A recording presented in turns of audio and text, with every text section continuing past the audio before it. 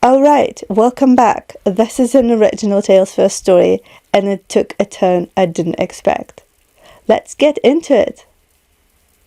My parents said, "Don't come to Thanksgiving. Your daughter is embarrassing. Your sister needs a drama-free day." My 6-year-old and I were already on the way to the airport to fly home. I didn't cry. I took action. When my parents saw us again, their faces went pale because I still remember the exact second my stomach dropped, because my hands were on the steering wheel and I had nowhere to put the feeling. We were on the freeway, headed to the airport. It was the day before Thanksgiving. Gray sky. Traffic moving just fast enough to make you think you might actually be on time, which is always how airports lure you into optimism before humbling you at security. My daughter Ivy was in the back in her booster seat, kicking her feet like she had springs in her shoes. She'd been counting down to this trip the way kids do, like it was a holiday and a birthday and a unicorn sighting all rolled into one. "Do you think Mason will play with me this time?" she asked. Mason was my sister Allison's son. He was 7 and treated Ivy like a mildly interesting app he could close whenever he got bored. "I'm sure he will," I said, in the voice mothers use when they're lying for peace. "And Paige is going to show me her new Barbie," Ivy continued, undeterred. Paige was Allison's daughter, 9, and already practicing the kind of facial expressions you see in people who review restaurants for a living. Ivy hummed to herself, hugging the little stuffed fox she'd insisted on bringing so he can have Thanksgiving too. She'd made place cards at school, actual little folded pieces of paper with our names and drawings of turkeys that looked like they'd survived a small explosion. She was excited to see her grandparents. She kept saying Grandma's house like it was a magical location with enchanted snacks. I was hopeful, not in a naive way, more in a maybe this year everyone will behave like adults for 4 hours way. A cautious, fragile optimism, like balancing a glass ornament on a moving bus. My phone rang. The screen lit up with Mom. I smiled automatically, because apparently my nervous system hadn't gotten the memo that I was allowed to be wary. "Hey," I said, tapping the button and putting it on speaker, because I was driving, and also because I'm not trying to get pulled over for holding my phone like a teenager filming a TikTok. "Hi, Sarah," my mother said. Her tone was careful. Too careful, like someone trying to move a vase without letting you hear it scrape. I glanced in the rearview mirror. Ivy was looking out the window, mouth open a little, relaxed, happy. "Hi, Mom," I said, still light. "We're on the way. I think we're going to make it with—" "Listen," she cut in, and my optimism shattered into tiny glittery pieces. There was a pause, just long enough for my brain to go, "Something's wrong." "We've been talking," she said, "and we think it's best if you don't come this year." I actually blinked, like my eyes could reboot the sentence. "What?" I said. "It's just," she continued, like she was explaining the weather. "Your daughter is embarrassing. We don't want her there. Allison needs a drama-free day." There are moments where you can feel your body make a decision without consulting you. Mine decided, right then, that if I stayed on the road, we were going to end up inside someone's trunk. My hands tightened on the wheel. I flicked on my hazards and eased onto the shoulder, half parking, half abandoning the concept of traffic laws out of sheer survival. If my car had feelings, it would have sighed and said, "Here we go." Ivy's voice came from the back seat, small and immediate. "Mom?" I stared straight ahead at the blurred line of the road.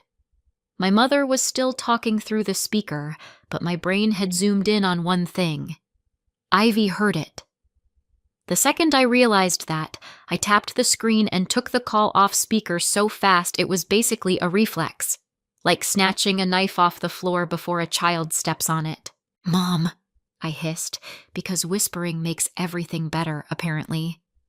"I'm driving. Ivy is in the car. We're on the way to the airport." What are you talking about? You heard me, my mother said, and the careful tone vanished like it had never existed. It's better this way. I looked in the mirror again. Ivy wasn't kicking her feet anymore.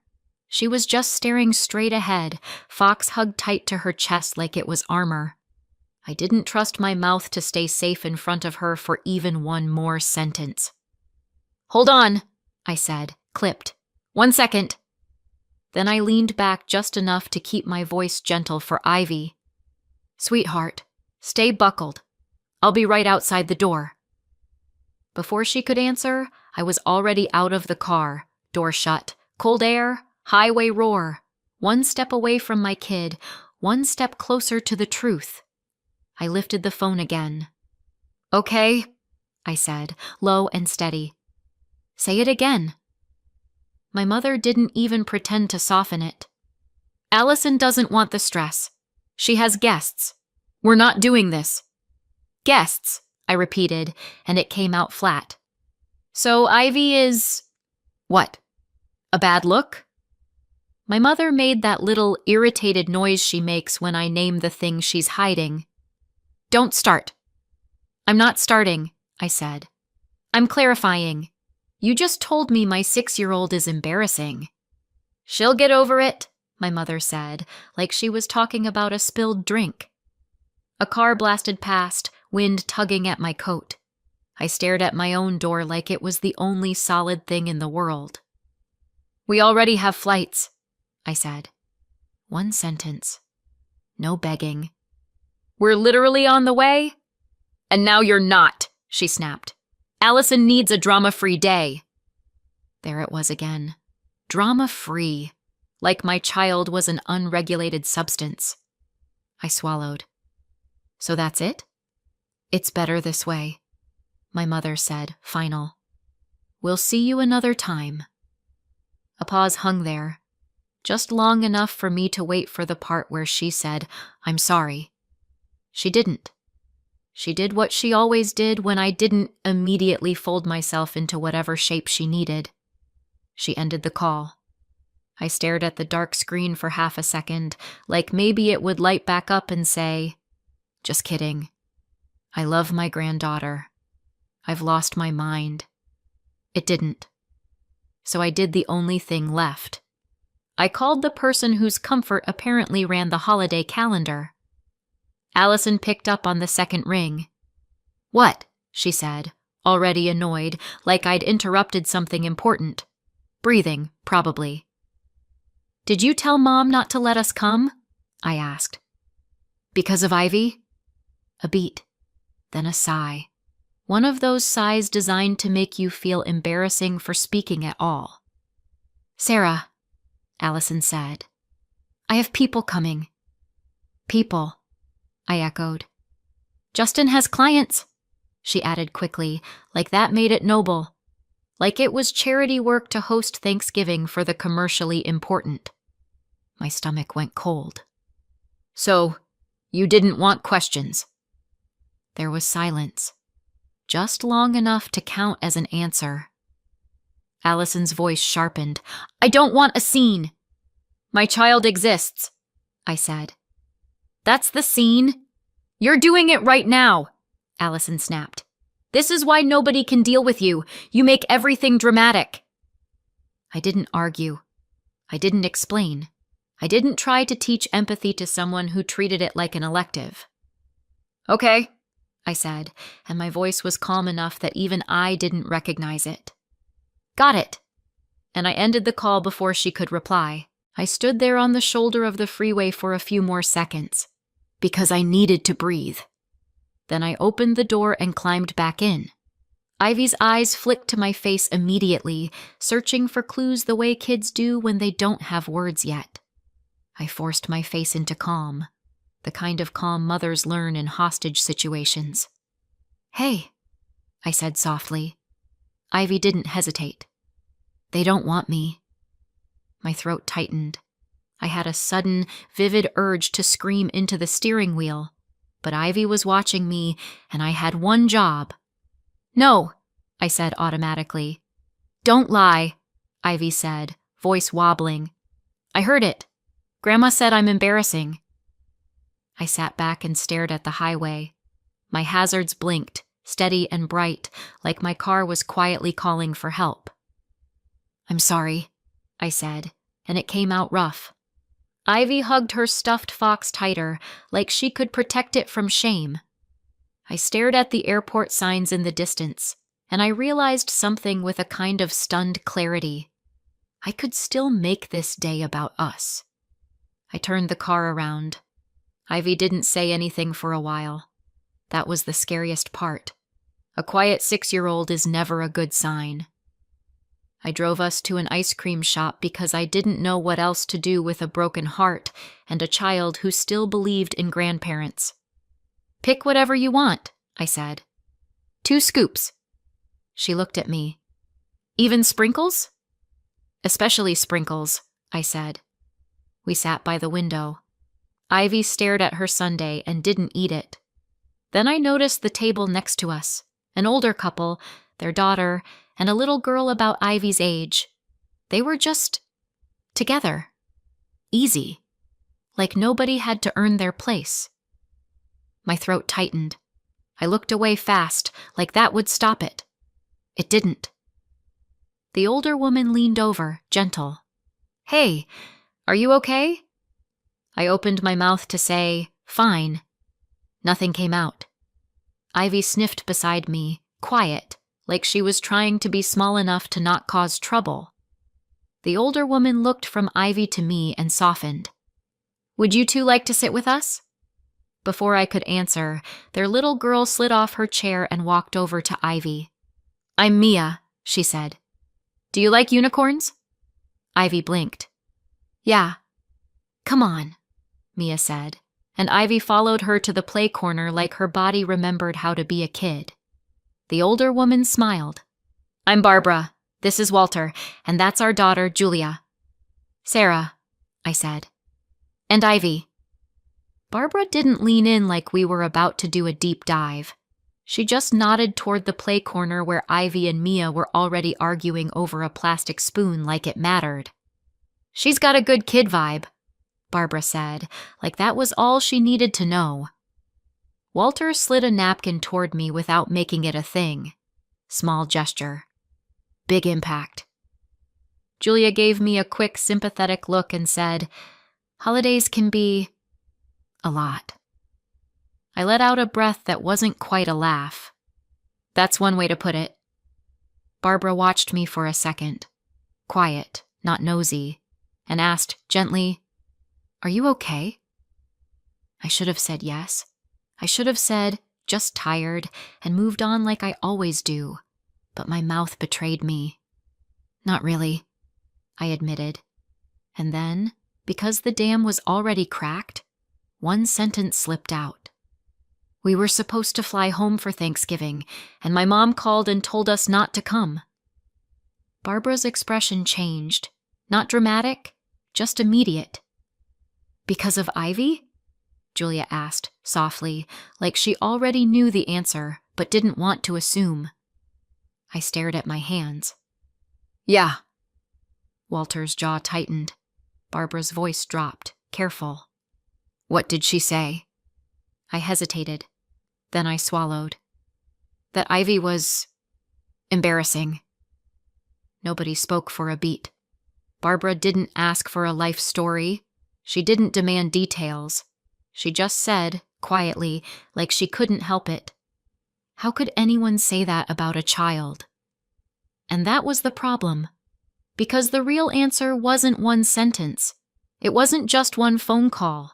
And I had no idea where to even start.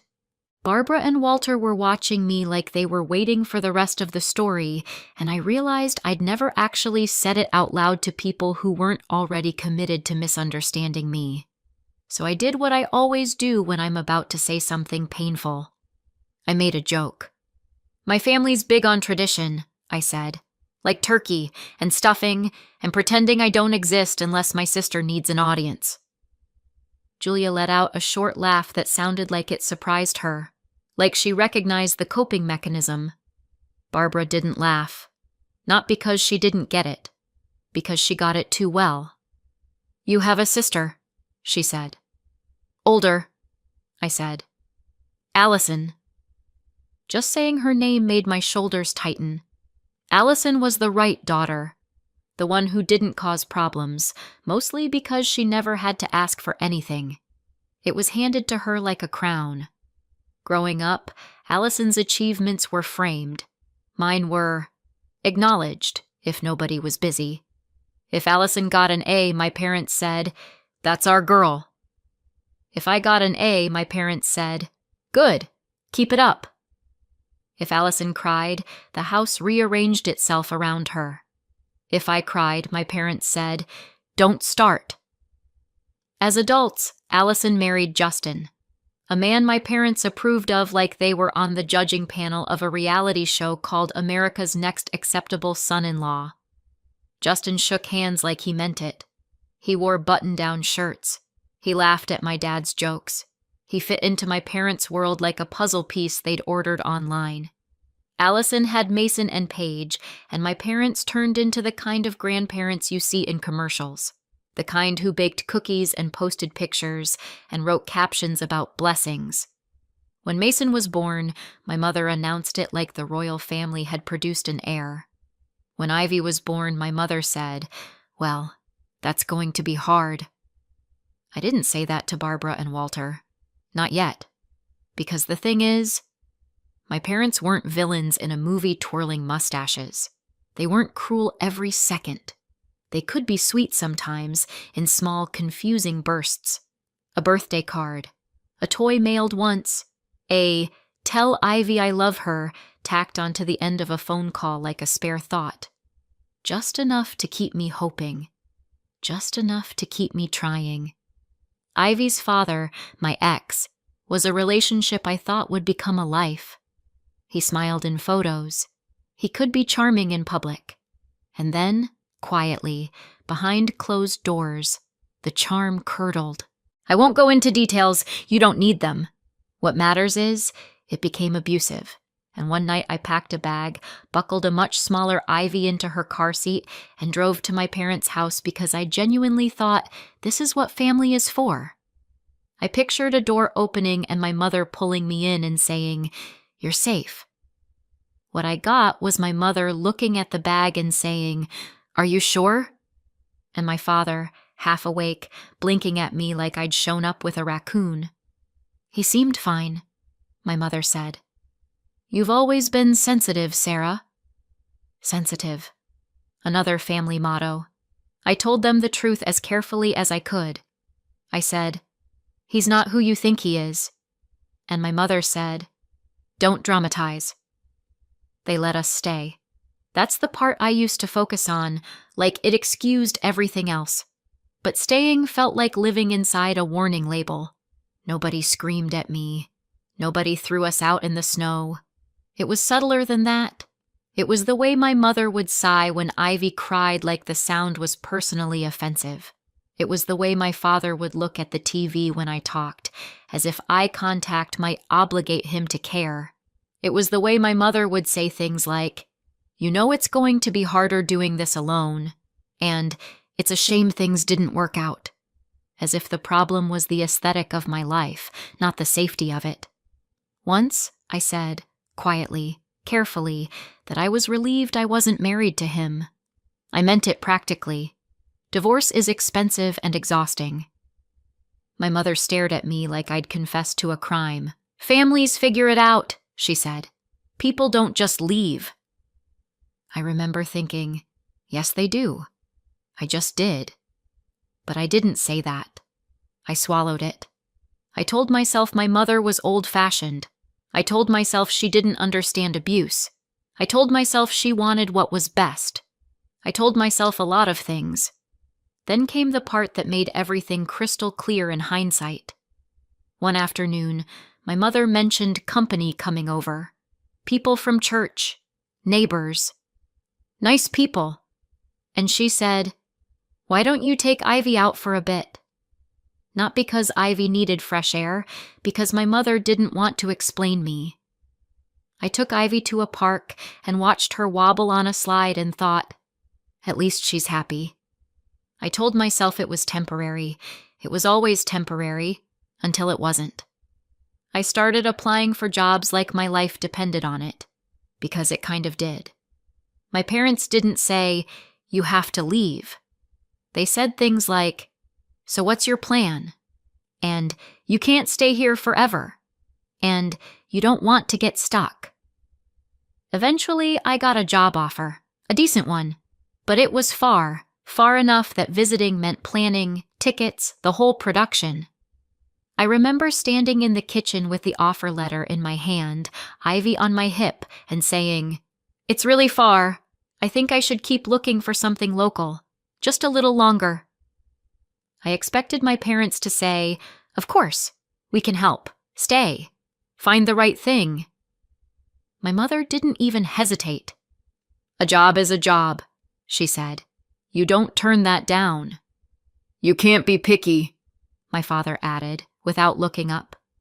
"You don't want to be stuck here forever," my mother said, and the words landed like a door closing. So I took the job. I moved. I built a life far away. I told myself it was independence. And it was, but it was also exile with better branding. Despite everything, Ivy kept asking about her grandparents, mostly because other kids talked about theirs, and she wanted to belong. So when my mother called her embarrassing, it didn't just hurt me. It hit Ivy. And that was the final straw. I could swallow shame aimed at me, but I wasn't going to teach my daughter to swallow it too. That's why, sitting in that ice cream shop, watching Ivy play with Mia, I finally let myself see the truth. It didn't have to be like this. And when Barbara said, "Come to our Thanksgiving tomorrow," I understood it wasn't pity. It was a door. I went. Not because I wasn't terrified, because Ivy deserved a holiday where she wasn't treated like a problem to manage. Barbara's house smelled like actual Thanksgiving. Roasting turkey, butter, cinnamon, something baking that made the whole place feel warm before anyone even spoke to you. Walter opened the door with a grin like we were expected, not accommodated. "Sarah," he said, like my name belonged in his house. "You made it." Ivy hovered behind me at first, clutching her stuffed fox like a shield. Then Mia appeared and said, "You're here!" Like it was the best news of her life. Ivy's shoulders dropped 1 inch, then another. Barbara handed me a glass of something warm and said, "Kitchen's that way. Shoes wherever. Your family today." Family today. That phrase could have been corny. Coming from Barbara, it felt like truth. Ivy and Mia disappeared into a room full of toys, and I stood there in the entryway with my coat still on, blinking like someone who'd walked into the wrong movie. Then my phone buzzed. I checked it quickly, out of habit. Like maybe the universe would send me an apology text and I could go back to believing in magic. It was Facebook. And there it was. A photo of my parents at the table with Allison and Justin, Mason and Paige, all smiling, posed, perfect. The kind of picture that screams, "We are grateful. We are blessed. We are also very good at angles." The caption was something about family and nothing like time with the grandkids. Hearts, comments, people saying, "So beautiful," and "Love this." There was no mention of me, no mention of Ivy, not even a polite lie like missing someone, just clean erasure. I stared at it for a long second, and something in me went very still. Not sad, not shocked, just done. I slid my phone back into my pocket and walked into Barbara's kitchen, where Julia was stirring something on the stove and Walter was carving something like he took it personally. Barbara glanced at my face and didn't ask.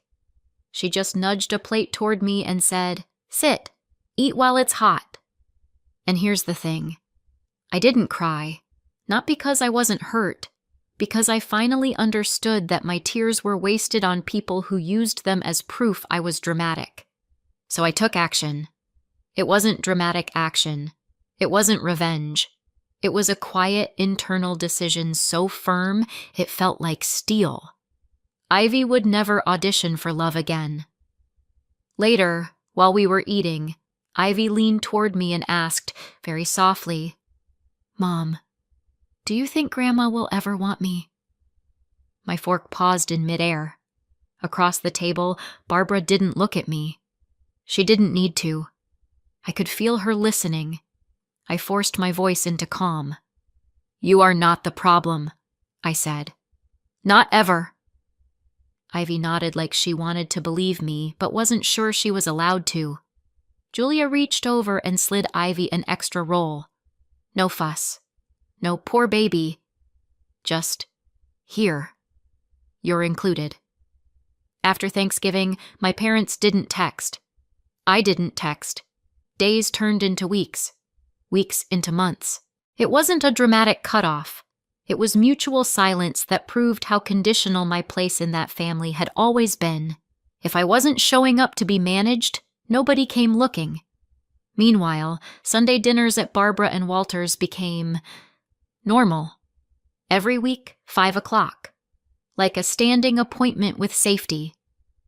Slowly, Ivy's drawings started appearing on their fridge. A kid cup stayed in the cabinet like it lived there. Mia would save Ivy a seat without being told.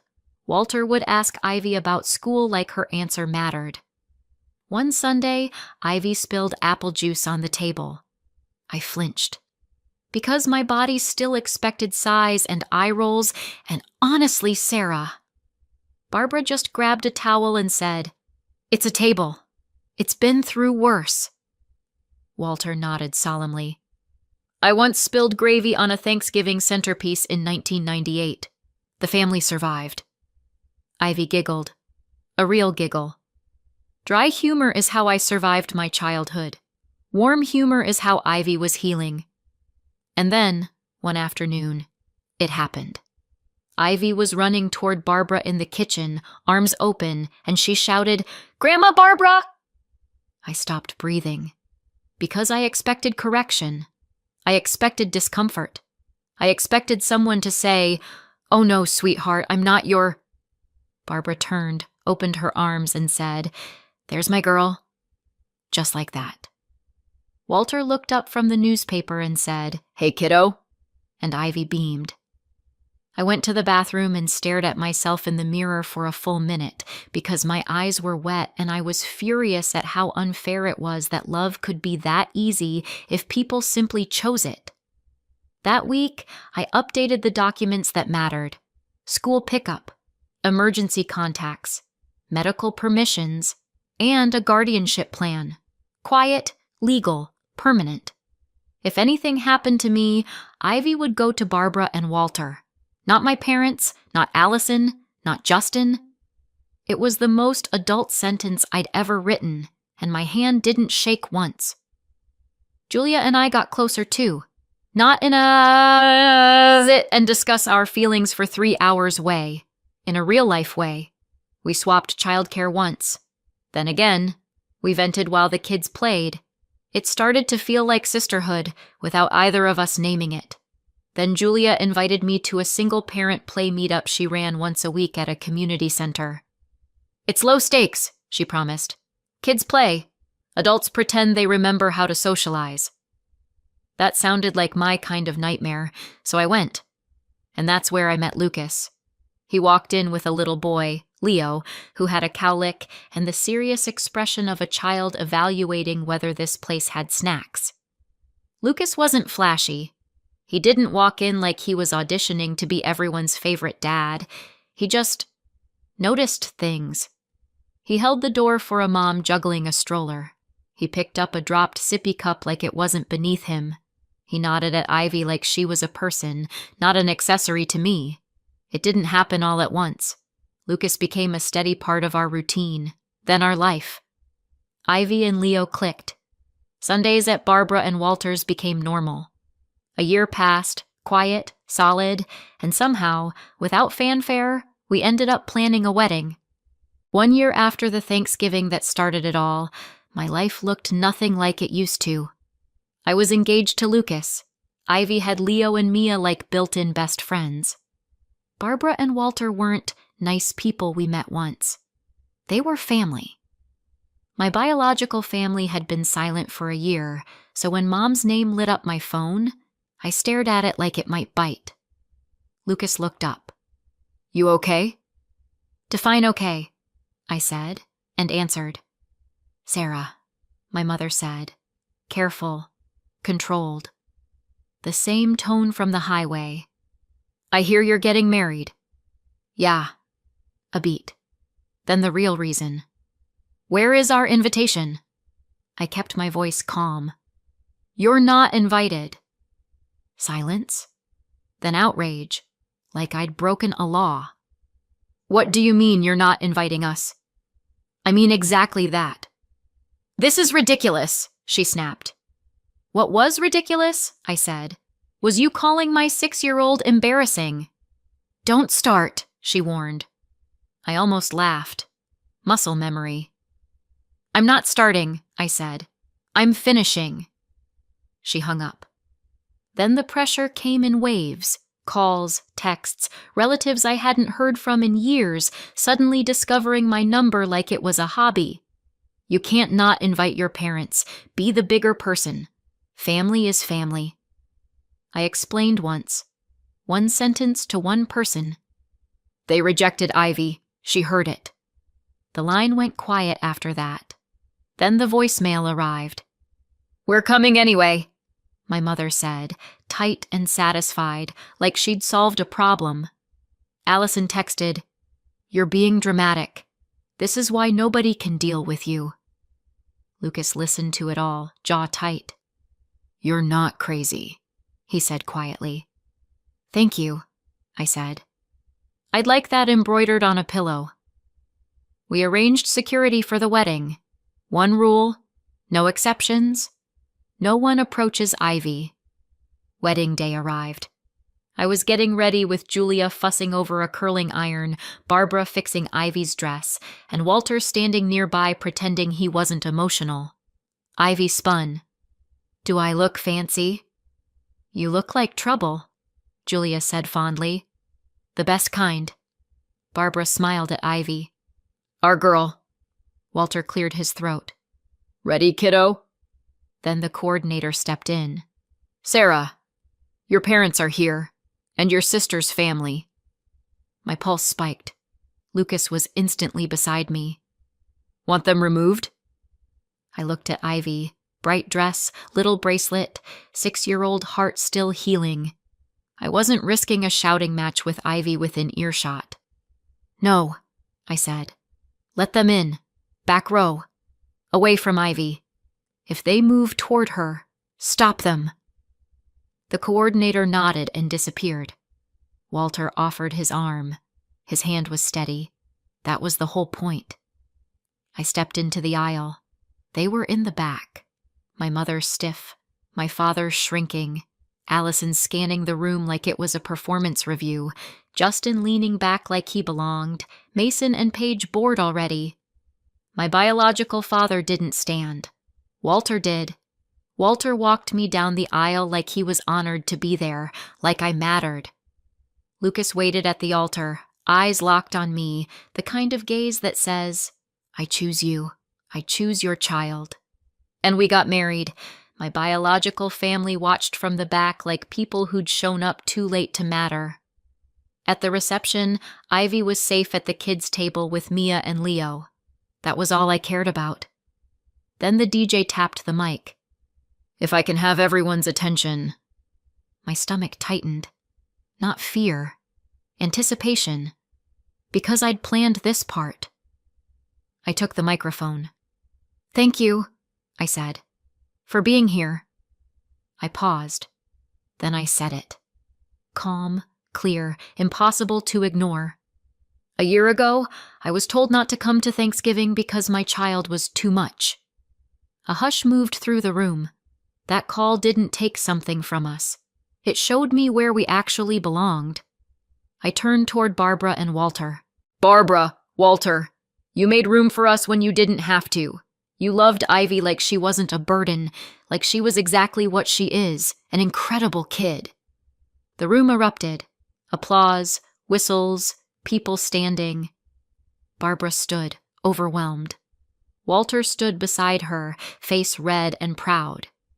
"Julia," I added, "you became the sister I always needed." More applause. Then I looked at the back row. My mother's face had gone blank. Allison looked stunned. Justin's smile was gone. My father stared at his hands. Their faces were pale because now the room knew. Now the story belonged to me. I handed the mic back and stepped into Lucas's arms. For one perfect second, it was mine.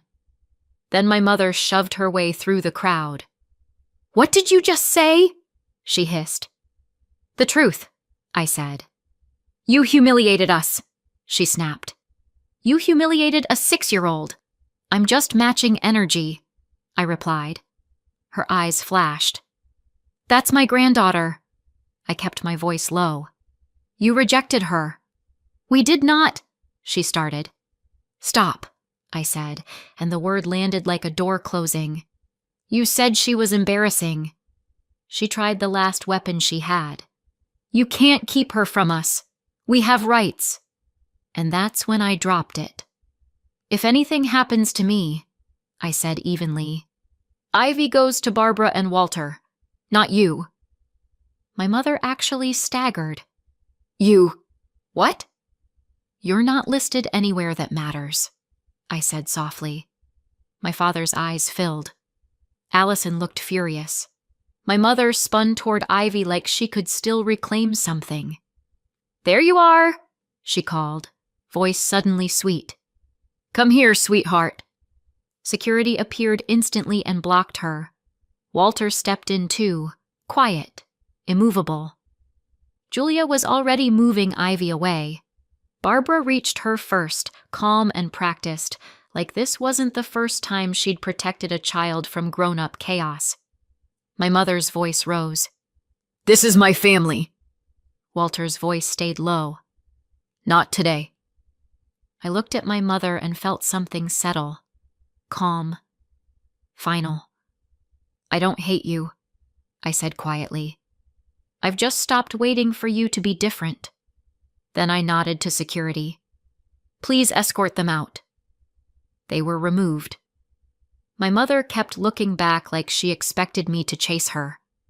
I didn't. I crouched in front of Ivy. "You okay?" Ivy frowned. "Was that Grandma?" "That was someone who doesn't get to hurt you anymore," I said. Ivy blinked, then asked, "Can I have cake now?" I let out a shaky laugh. "Absolutely." And I went back to my wedding. The next morning, my phone was full of messages from people who cared more about tradition than a child's feelings. I deleted them. Then one message came in from Aunt Denise. "I heard what happened. I'm proud of you. Protect Ivy. You're doing the right thing." I stared at it for a long time. Then I typed back, "Thank you." And for the first time in my life, I meant it when I thought, I'm free. So what do you think? Did I go too far? Or was this the only way to protect Ivy? Tell me in the comments and subscribe for more stories.